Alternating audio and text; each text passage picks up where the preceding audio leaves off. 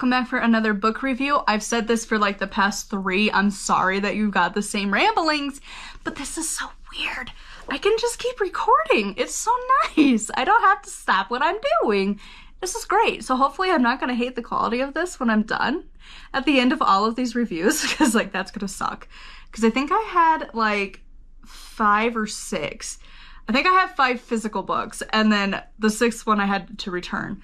But like, it's a lot, but like I can just go bam, bam, bam and get them done, and it's awesome. And I don't have to stop what I'm doing looking at my old camera of awful. Like, it records really nice quality. I do love the quality of it, but I hate that I can only record for a little bit of time. But then this one gives my viewfinder the black screen of death. So I just have to focus on you, the camera over here, you, the viewer.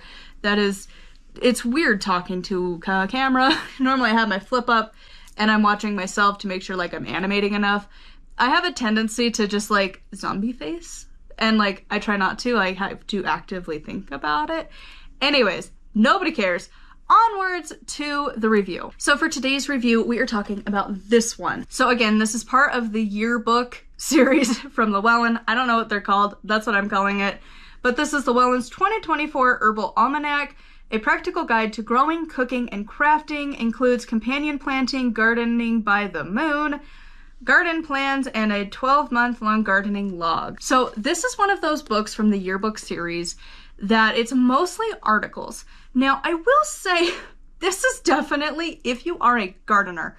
If you're not planning on like foraging and planting your own garden and doing all that stuff, you probably aren't going to get much of anything out of this. This book is filled with articles, and really it is mostly about like having a garden and stuff like that. There are a few things, like there's like how to make an apron, but like really, like there's, I don't know.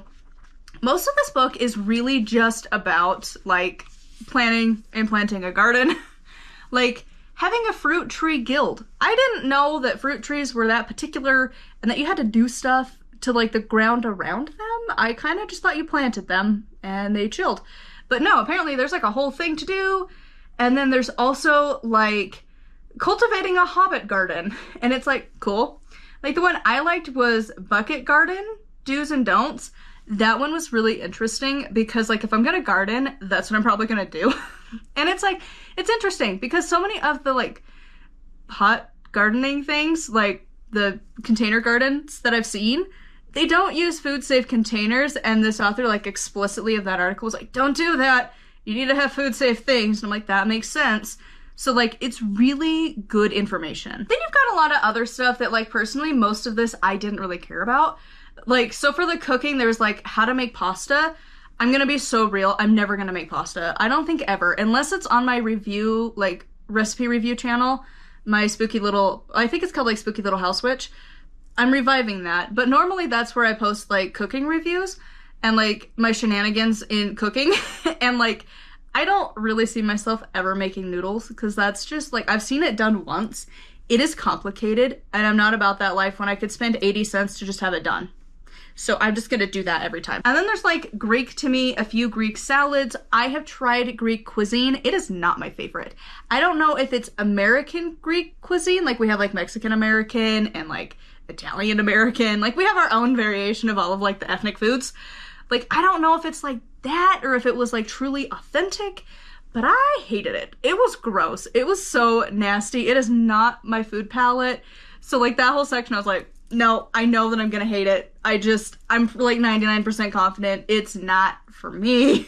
Like it was not my thing. Other people will totally love that, and that is so great for you, and like enjoy the foods you love. I love other foods that's not that. I think it's mostly like the goat cheese and like so much oil that I really just was like, I don't like it. Then you have desserts with herbs. I'm curious about that, but also I don't think I would ever do it. Like, I don't ever see myself really making a lot of desserts with like rosemary or thyme in it. That just seems weird.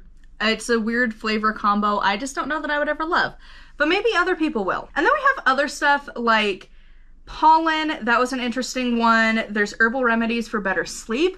That was like, honestly, as much as I'm not really much of a gardener, this is one that I do plan to buy because there was so much information in here. And I think it was in that section or maybe it was the antivirals, I don't know. One of these in here talked about like certain plants, and it also went over what it affects. And I did not know that my sleepy time tea could be messing up my medications. Now, we talked about this before. It never says where to do your research further from, like where you go, other than talk to your doctor. And I really don't trust my doctor to know the information. But like, truly, I didn't know chamomile could affect your birth control. I didn't assume that little plant that everyone says to use would be a problem. So like, I don't know. I personally have never had an issue with it, and I've had it for years at night, and I've been fine. So I don't know, but it's just one of those that it's like, this is a good reference book, because not a lot of people talked about that.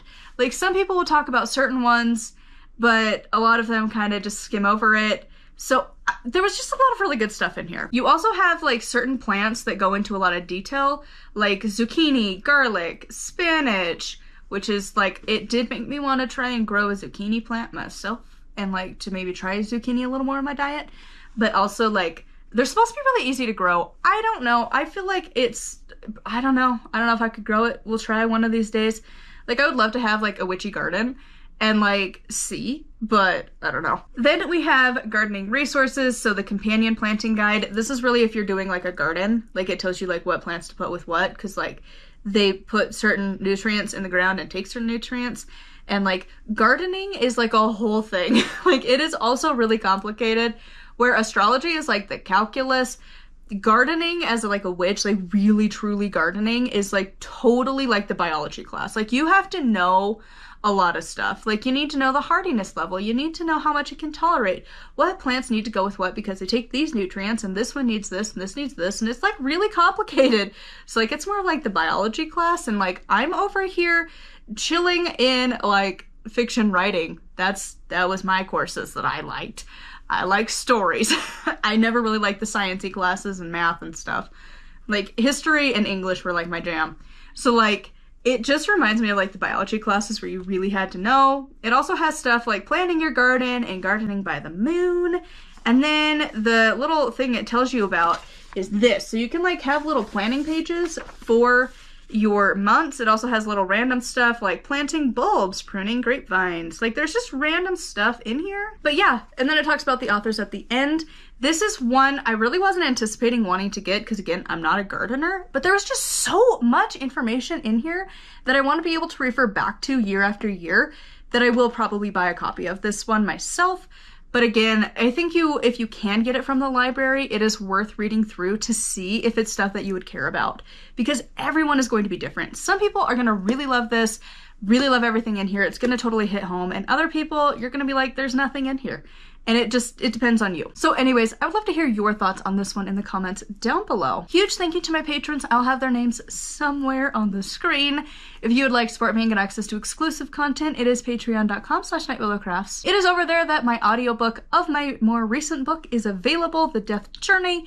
That book is going to be released every Thursday. Every chapter is released until like February or something like that is when it ends. So every week you can look forward to a chapter over there. Or if you want to just like buy the book, you could. It is available ebook, paperback, and hardback. It's only taken, what, 4 books to get it right?